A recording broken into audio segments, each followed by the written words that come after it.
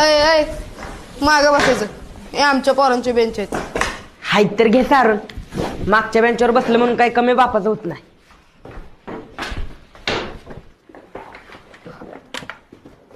Car मध्ये आज भांडायचं नाही वे. नाही बाबा, आदित्य कुरकुटे सराचा मार कसा बसा सोसला, पण आता हिंमत नाही. अरे मागच्या बेंचवरनं बी चांगलं दिसतं आणि सगळ्या वर्गाकडे लक्ष बी ठेवता येतं. आणि मागच्या बेंचवर कोणाचं लक्ष नसल्यामुळं आपण कायम दुर्लक्षित राहतो. मग कोणी अभ्यास केला काय नाही केला काय सरांनी काय फरक पडते.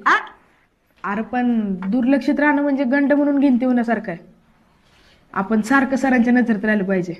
नाही ब्या, आपण सतत पोरींच्या नजरेत राहिलं पाहिजे आणि पोरींनी आंब्यासारखं भरलं पाहिजे. फणसागत गरगरीत. तू नेमकं काय म्हणतोय, कशातच नेम लागणं झाला. ते काय म्हणतात ना हार्मोनियम. हार्मोन्स मध्ये हा ते